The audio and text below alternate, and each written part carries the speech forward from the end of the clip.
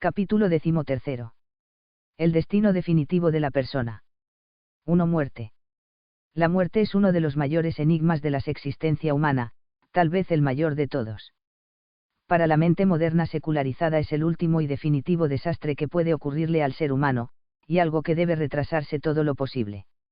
Las creencias religiosas suelen tratar la muerte del hombre como un evento inevitable que abre la puerta a un modo nuevo de existencia en otra dimensión de la realidad. El pensamiento profano, poético y filosófico se ha ocupado extensamente de la muerte física como momento definitivo y determinante de la vida humana. Es una reflexión que suele fluctuar entre el temor, la perplejidad y la esperanza. ¿Quién sabe si lo que llamamos vida no será muerte, y lo que llamamos muerte no será sino comenzar realmente a vivir?, exclama el dramaturgo griego Eurípides I, fragmento 12 del drama Políidos. El pensamiento de la muerte origina una aguda y a veces dolorosa incertidumbre. Shakespeare dice, morir es dormir, y tal vez soñar. He aquí el gran obstáculo. Porque el considerar que sueños puedan ocurrir en el silencio del sepulcro es razón poderosa para detenernos. 2. Hamlet, acto 3, escena 4. A. La muerte nos introduce en un país desconocido, de cuyos límites ningún caminante retorna. La visión de la muerte construida empíricamente al margen de la fe religiosa, es frecuentemente contradictoria. Considera la muerte como un terror cuya llegada ha de ser pospuesta, si es posible por medios médicos exagerados, y condenados en último término al fracaso. Pero se piensa, al mismo tiempo, que una vida humana puede llegar a encontrarse tan rota, incapacitada y privada de valor social, que no merezca la pena conservarla. La visión cristiana enseña que la muerte es destino temporal de todos los hombres y mujeres nacidos en el mundo, y que debe ser aceptada. Pero la muerte no es desintegración última del ser humano, sino el comienzo en Jesucristo, muerto y resucitado, de una vida nueva con Dios. La muerte expresa la finitud y la grandeza del hombre. Escribe Pascal, el hombre no es más que una caña, la más frágil de la naturaleza, pero es una caña que piensa. No hace falta que el entero universo se arme para destruirlo. Un vapor, una gota de agua, bastan para matarlo. Pero cuando el universo lo eliminara, el hombre sería mucho más noble que quien le mata, porque sabe que muere. 3. Pensamientos, parte primera. Las creencias y prácticas en torno a la muerte, tal como las estudia la fenomenología, son muy diversas. Puede afirmarse que virtualmente todo lo que se pueda imaginar sobre la muerte ya ha sido imaginado. Esto quiere decir que toda teoría, casi con absoluta seguridad, puede ilustrarse y ejemplificarse mediante alguna de las religiones del mundo. 4. J. B. Hooker, Los significados de la muerte, Cambridge 1996, p. 43.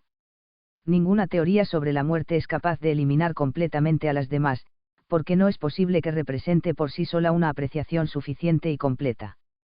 Por eso las explicaciones de los fenómenos sobre las creencias y prácticas relativas a la muerte hechas en términos de soledad individual, desgarramiento personal, estímulo para la vida, temor, culpa, etc., no se hallan en competencia unas con otras y son más bien complementarias. En la más antigua imaginación profana o religiosa, la vida resulta de tal punto natural que la muerte no puede ser sino considerada como antinatural. Esta percepción continúa en nuestros días. La autora existencialista Simone de Beauvoir escribe airadamente que la muerte es una violación injustificable. 5. Una muerte muy dulce, Barcelona 1989, p. 106. Pero se trata en esta autora de una afirmación vacía, dado que en su pensamiento secularista faltan las premisas que puedan hacerla inteligible. La comprensión de la muerte del hombre exige abrir el pensamiento a un horizonte que permita una visión global de la existencia humana, su significado y continuidad. Las religiones antiguas proponen numerosas representaciones e interpretaciones de la muerte. Muchas hablan del hombre o de la mujer difuntos como de cadáveres vivientes, o de muertos vivos. Quieren decir que no existe gran diferencia entre los vivos y los muertos. Estos sufrirían únicamente dificultades de movimiento y de palabra y serían semejantes a gente que duerme. Otras concepciones arcaicas consideran o hay en el hombre muerto una parte que sobrevive, un alma, una sombra, un segundo yo, y que puede hacerse presente a los vivos. 6. C.F.R. Geoff, Muerte, en Diccionario Teológico Interdisciplinar, Salamanca 1986, volumen 3, p. 612. La idea de la muerte propia del judaísmo bíblico se encuentra unida a la idea que el pueblo de Israel tiene de sí mismo y de su destino histórico y escatológico. Hay inicialmente una distinción entre la suerte de la comunidad y la del individuo. Las promesas divinas parecen garantizar una continuidad comunitaria, pero no alcanzan del todo a los individuos concretos. La oración de los Salmos no implora a Dios una entrada en un paraíso, y pide sobre todo que el ingreso en el Seol, reino de los muertos, sea aplazado lo más posible. Seol no es un lugar de tormentos ni es el olvido eterno. Pero sus habitantes padecen una dolorosa separación de la vida y llevan una existencia de sombras. No hay en los estratos más antiguos de la antropología bíblica nada en el hombre que pueda sobrevivir, pero esta concepción se amplía gradualmente hacia la idea de un hálito que anima un yo resistente a la desaparición. Aparece también la noción de que Dios creador puede renovar su acto creativo original, reconstituyendo a la persona con su cuerpo y su aliento. En los libros bíblicos de los siglos II y III a.C., toman forma las creencias de que, las almas de los justos están en manos de Dios y no habrá tormento que las afecte.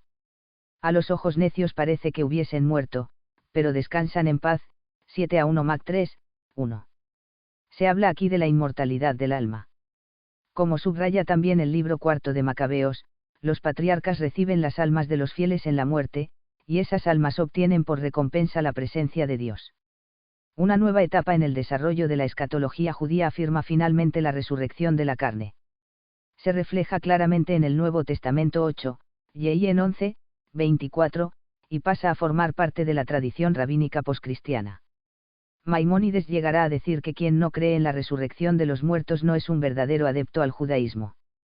La concepción islámica de la muerte no se encuentra tan elaborada como la cristiana. La muerte viene determinada por el dictado de la ley revelada coránica y es un aspecto decisivo de la voluntad de Dios para el hombre.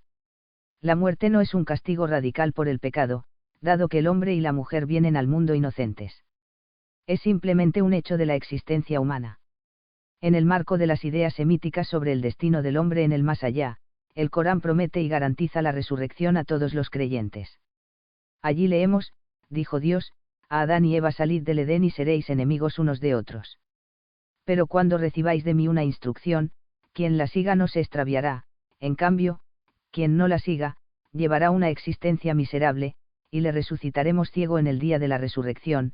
9, Sura 20, 123-124. Tema constante del Corán es la división entre quienes entran en el paraíso, el jardín de la recompensa, y los que van al fuego del infierno. Porque en definitiva el fin del hombre en el más allá no es Dios, sino el paraíso o el infierno, concebidos como lugares. La tradición musulmana de los dichos de Mahoma incluye el lamento por los muertos y las costumbres funerarias. Se recogen en ella prácticas de enterramiento y oraciones por los difuntos. El cadáver ha de ser respetado porque habrá de ser devuelto en el día del juicio. Romper un hueso del cadáver de un musulmán es algo tan condenable como fracturarlo cuando estaba vivo. Las oraciones por el difunto pueden incluir, si es posible, la recitación del entero Corán, o al menos de la sura sexta, que comienza así: alabado sea Dios, que creó los cielos y la tierra, e instituyó las tinieblas y la luz. Él es quien os creó de arcilla y decretó a cada uno un plazo. Ha sido establecido un plazo, para morir y para resucitar, junto a él. La doctrina del Islam sobre la muerte y el más allá llama la atención por su esquematismo y su gran formalización. En el Islam no existe una reflexión sobre la muerte del hombre, ni un esfuerzo de comprensión global del misterio que la muerte supone. La concepción hindú de la muerte no es fácil de determinar. Tiene que ver directamente con la teoría de las sucesivas reencarnaciones, lo cual priva al hecho de la muerte individual de gran parte de su dramatismo. La muerte no es en el mundo religioso del hinduismo un asunto de gran trascendencia. En la larga secuencia del renacer, samsara, la muerte ocurrirá en múltiples ocasiones, y nadie deberá implicarse afectivamente en ese inevitable proceso con excesiva ansiedad. El incidente de la muerte no es sino un hito o mojón que señala la distancia recorrida en un proceso muchísimo más largo. 10. J. Bowker, Los significados de la muerte, CIAT. P. 209. Importa sobre todo el Atman individual, que se haya dotado de inmortalidad. Lo que nosotros creemos son palabras de un hindú es que el alma interior, o Atman, nunca muere. Solo daré un ejemplo: cuando mis ropas se me queden viejas, compraré unas ropas nuevas y me las pondré en lugar de las otras. Eso mismo ocurre con el Atman, cambia de cuerpo, pasa de una persona a otra persona. 11, CFR. Ibid. P. 211. El hombre y la mujer pueden influir de algún modo en su nueva reencarnación, tal como enseña Krishna en el Gita: todo el que en la hora de la muerte, cuando abandone su cuerpo, me tenga a mí en su mente, llegará al estado que ha pensando en el momento de dejar el cuerpo, porque a uno se le da el ser de su ser. Por eso piensa en mí en todo momento, porque si fijas tu mente y tu espíritu en mí, indudablemente a mí vendrás. 12, 8, 6-10. Es evidente que de estos textos llenos de ambigüedad y con presupuestos que escapan fácilmente al intérprete, pueden existir diversas interpretaciones.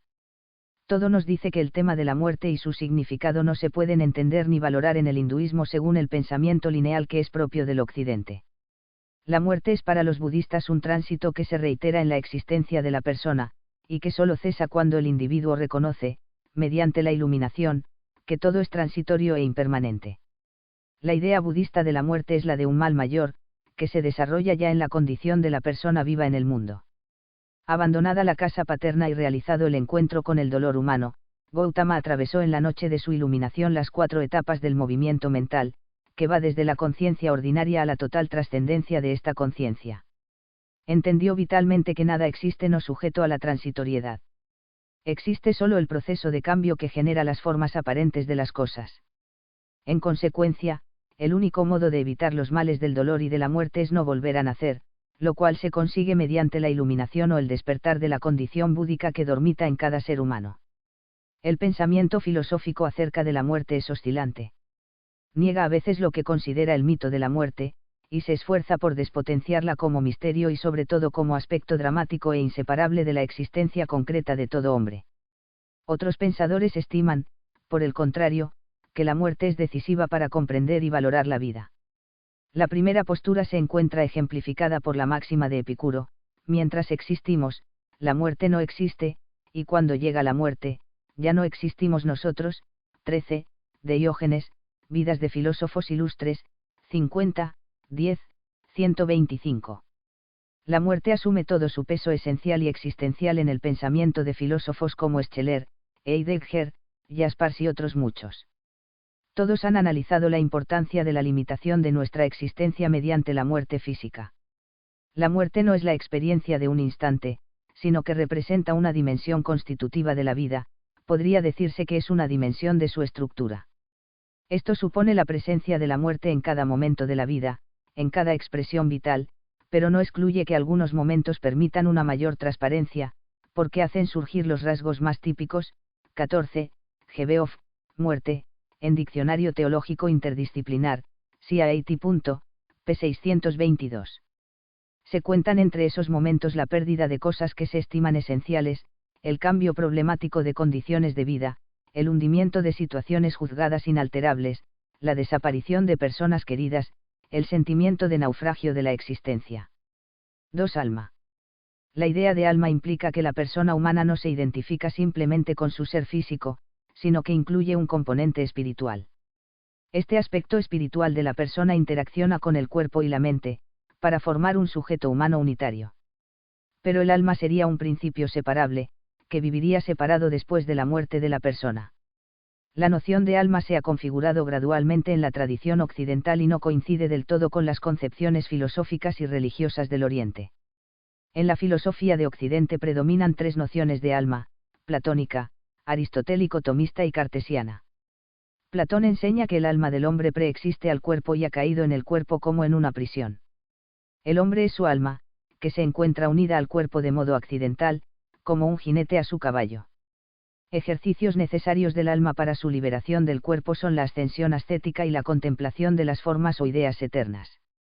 La tradición aristotélico-tomista dice que el alma es el principio animador y configurador del cuerpo, con el que guarda una relación de unión substancial e íntima. El alma es la forma del cuerpo, y el ser humano puede ser considerado como cuerpo animado o como alma encarnada. El alma es para Descartes una sustancia que piensa, se diferencia del cuerpo, pero interactúa con él, y ambos forman de hecho una única persona individual.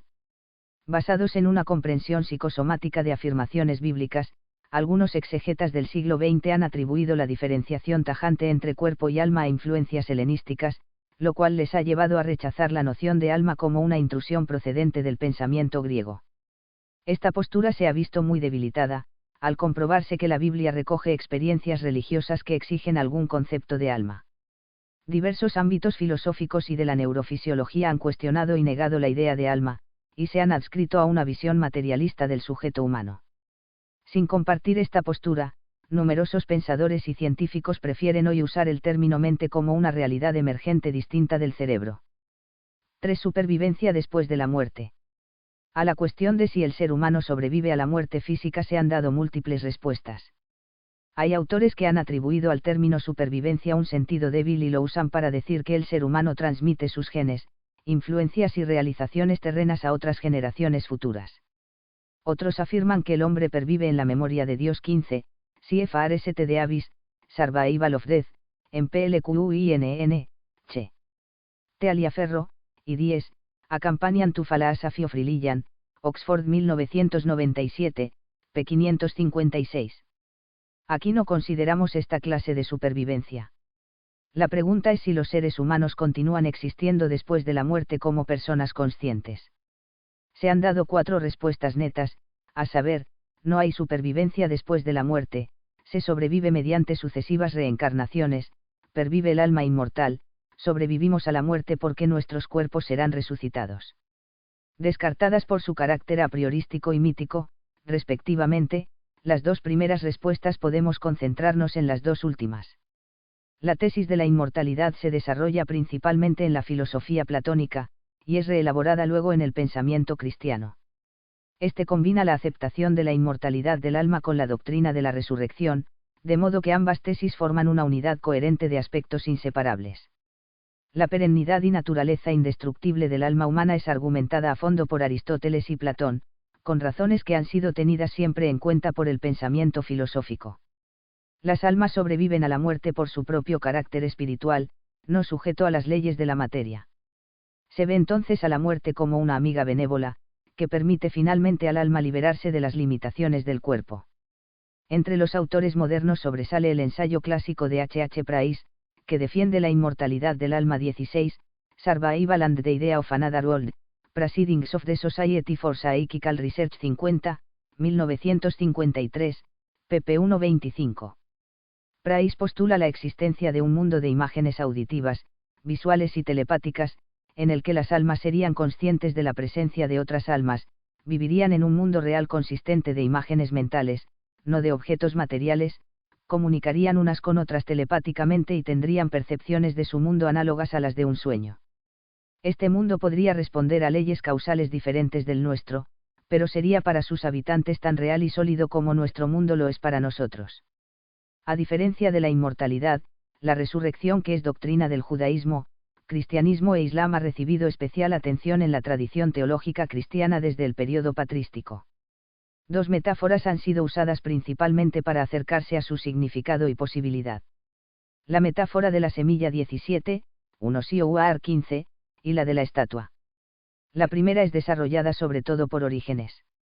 Explica que el cuerpo humano es dinámico, y así como se transforma durante la vida, también lo hace en la muerte.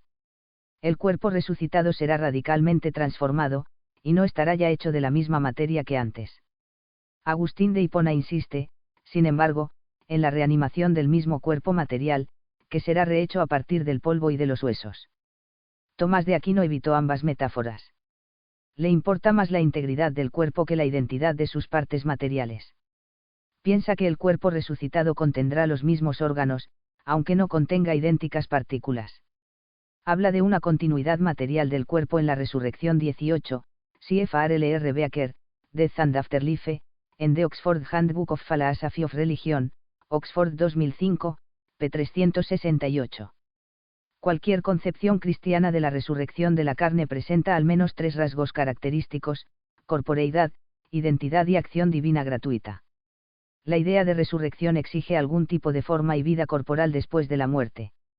Los cuerpos resucitados se dicen espirituales e incorruptibles, pero estas cualidades se predican de una corporeidad. La misma persona que existía en la tierra continúa existiendo en el más allá. Los individuos existen después de la muerte no de manera indiferenciada o como integrados en el universo, sino como los mismos seres que antes eran. La resurrección es un don de Dios al hombre que va más allá de la inmortalidad, y que encuentra su posibilidad y su razón de ser en la resurrección de Jesús de Nazaret. 4. Identidad personal. La cuestión central que, una vez aceptada, plantea la resurrección a la reflexión filosófica es la identidad personal. Se trata de determinar en virtud de que es una persona de un tiempo idéntica a la de otro tiempo. Es frecuente plantearse algo análogo cuando pensamos que una persona de 40 años ha cambiado a lo largo del tiempo, y no es la misma, física y mentalmente, que cuando tenía 10 años. La conciencia de que se trata, a pesar de todo, de la misma persona, lleva a preguntarse por los elementos que nos permiten hablar de continuidad e identidad en el mismo individuo que ha cambiado. En el caso de la resurrección esta pregunta se agudiza y no resulta fácil de responder. Las respuestas más conocidas son 4. La persona que vivió en el tiempo y la persona resucitada son la misma, a. Porque tienen la misma alma, b. Porque tienen el mismo compuesto anímico corporal, c. Porque tienen el mismo cuerpo, d. Porque se hacen idénticas mediante la memoria. Algunos autores modernos han argumentado la posibilidad de que el alma pueda continuar existiendo permanentemente después de la muerte con o sin el cuerpo. Se considera que las cuestiones sobre la relación espacial del mundo presente con el más allá carecen de sentido. Las imágenes que puedan concebirse del otro mundo habitarían un espacio propio y, como ocurre con los sueños, no tendrían ninguna relación espacial con el mundo de los mortales. La existencia del alma sola en el más allá supone que el alma es la sede inmaterial de la vida mental y consciente. Aunque las almas se encuentran en el mundo unidas a un cuerpo, los defensores de esta postura no ven contradictorio que puedan continuar su existencia sin corporeidad. Porque el alma es el núcleo necesario de la persona, y Dios puede dar la vida al hombre después de la muerte, con o sin el cuerpo. 19, C.F.R.S. Wimburne, The Evolution of the Soul, Oxford 1997. Esta tesis es muy vulnerable a la objeción de que no considera que la resurrección ha de afectar al hombre entero, hecho de cuerpo y alma. Atribuye además a la acción de Dios una extensión innecesaria, al invocar su omnipotencia de modo arbitrario. Existen también dificultades para esta postura, derivadas de la individuación del alma, que es operada por la materia corporal. Si las almas existen separadas del cuerpo, podría no haber diferencia de un alma con determinados pensamientos y otras almas con pensamientos análogos. Tomás de Aquino sostiene la teoría que acabamos de mencionar, pero, en orden a evitar los problemas que plantea, la completa con la idea del reencuentro entre cuerpo y alma en la resurrección. Su noción de persona humana es la de un ser hecho de alma y cuerpo. No equipara en ningún momento la identidad personal por encima del tiempo con la identidad de alma. Pero su idea de la vida en el más allá exige la separación temporal de almas y cuerpos, dado que las almas continúan existiendo después de la muerte, antes de la resurrección. La existencia del alma separada es provisional, y no puede afirmarse mientras tanto, para Tomás de Aquino, que el alma sea la persona. La identidad en el más allá exige, por consiguiente, el alma y el cuerpo unidos. Que la continuidad del mismo cuerpo es necesaria para la identidad de la persona resucitada con la que era antes de morir, ha sido durante mucho tiempo idea propia de la tradición cristiana. La referencia al mismo cuerpo puede entenderse en el sentido de que, en la resurrección, el poder divino toma las partículas que han compuesto el cuerpo de una persona y las recompone para formar exactamente el mismo organismo corporal que existía antes de la muerte. Otro modo menos literal de concebir la identidad corporal es considerarla como la continuidad espacio-temporal de células que siempre han estado cambiando. Son bien conocidas las objeciones que se hacen a la continuidad del mismo cuerpo, derivadas de posible canibalismo, dispersión de los átomos del cuerpo por el entero universo, destrucción irreparable del cuerpo por cremación, etc. Dios puede desde luego llevar a cabo la resurrección corporal reemplazando tal vez el cuerpo de la persona con una especie de duplicado, que sería lo desintegrado o consumido por el fuego. Pero todo hace pensar que nos hallamos ante una cuestión prácticamente insoluble, en la que intervienen la acción del poder divino, y el régimen ontológico del más allá en relación con el terreno. El criterio de la memoria considera que la continuidad de la persona viene determinada por la identidad psicológica, y no por mismidad de sustancia material o inmaterial. Los defensores de esta idea sostienen que la identidad de la persona, por encima y más allá del tiempo, es una identidad de conciencia, al margen de la continuidad del alma sola o del cuerpo. Una sola conciencia podría, según esta teoría, unir diversas sustancias materiales o inmateriales en la identidad de una sola persona. Se habla entonces de la misma persona por cierta conexión causal que existiría entre los estados mentales del sujeto antes y después de la muerte. Si una persona resucitada posee la memoria y los recuerdos de un sujeto X, sería este sujeto.